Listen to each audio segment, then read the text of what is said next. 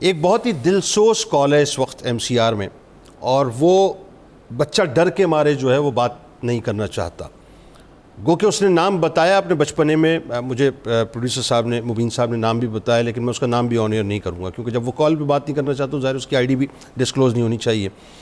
بات بڑی عجیب سی ہے صاحب کرتے ہوئے، مطلب مجھے اب میں تو وہ آدمی ہوں جو ماں باپ کی تکریم، مطلب میرے منہ سے تو الفاظ دوسرا کبھی ہو ہی نہیں سکتا نکلیں. وہ یہ کہتا ہے بچہ کہ ہم 2 بھائی اور 3 بہنیں ہیں، والد کا انتقال ہو گیا اور والدہ نے دوسری شادی کر لی.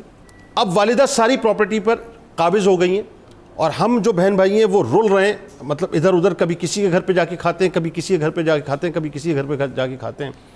کیا کریں ہم؟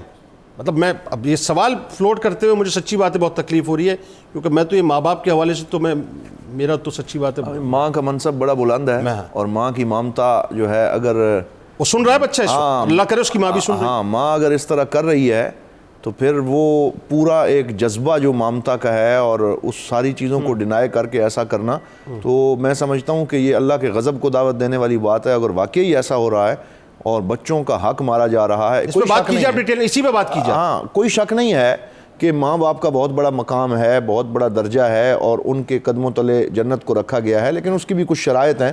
میں صرف اس میں ایک بات کرتا ہوں، دیکھیں کہ جو دعا سکھائی گئی ہے نا قرآن پاک کے اندر، سورہ بنی اسرائیل کے اندر، سورہ اسراء ہے کہ جب تم اپنے ماں باپ کی خدمت کرو، وَخْفِضْ لَهُمَا جَنَاحَ الذُّلِّ مِنَ الرَّحْمَةِ، کہ تم ان کے سامنے اف بھی نہ کرو. آگے فرمایا یوں دعا مانگو، قُلْ رَبِّ ارْحَمْهُمَا كَمَا رَبَّيَانِي صَغِيرًا، یا اللہ ان پہ اس طرح رحم فرما جیسے بچپن میں انہوں نے ہمارے اوپر رحم فرمایا.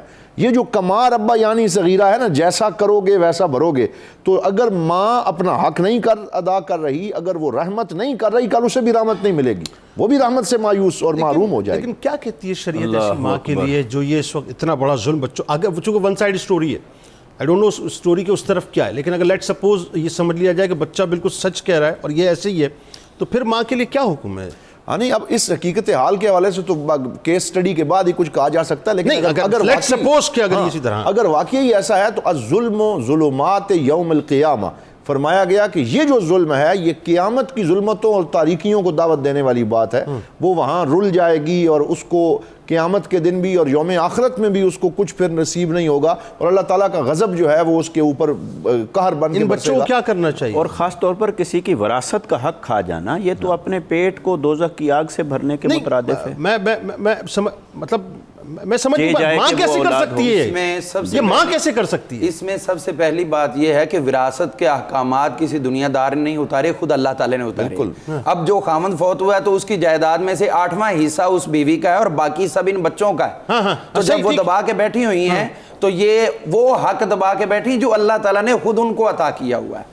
تو اب چاہے کسی بھی صورت میں ہو، چاہے ان کی گارڈین بن کے بھی وہ یہ فیصلہ صادر کر رہی ہو، جب قرآن پاک نے یہ ان کو حق دے دیا ہے تو اب دنیا کی کوئی طاقت ان سے حق لے نہیں. نہیں، میں اس ماں سے، مجھے موقع دے دیں ذرا پروڈیوسر صاحب، میں ذرا 1 منٹ بات کرنا چاہتا ہوں، مجھے موقع دے دیجیے پلیز. میں معذرت چاہتا ہوں، ذرا سا آپ کا وقت لے رہا ہوں، مجھے معافی دے دیجیے گا. نہیں، مجھے سمجھ نہیں آ رہا یہ ماں اگر میری بات سن، یہ کیوں آپ اس طرح سے کر رہی ہیں؟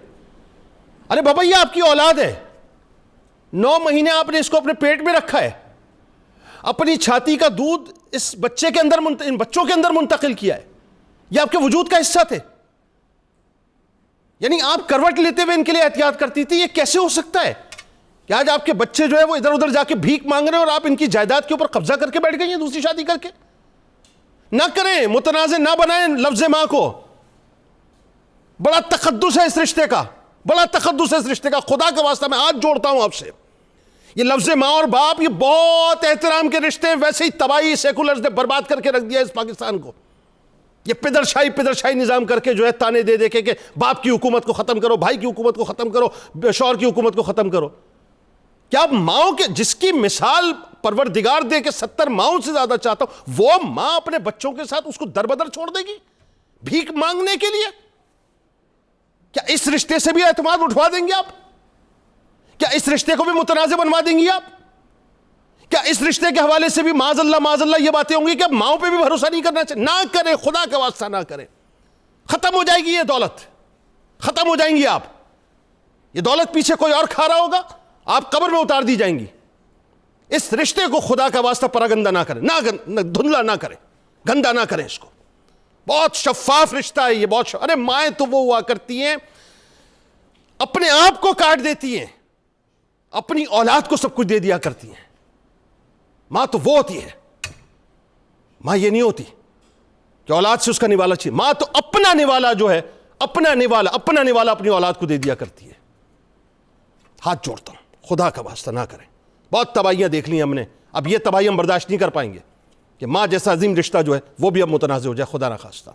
اور بچوں میں تم سے یہ گزارش کروں گا, مجھے اگر سن رہے ہو تو کچھ مت کرنا. لوگ لاکھ کہیں کہ جی قانوناً یہ کر لو وہ کر لو, کچھ نہ کرنا, اللہ پہ چھوڑ دو بس, کچھ نہ کرنا. اور دعا کرو اپنی ماں کے لیے, اللہ تعالیٰ انہیں عقل سلیم دے.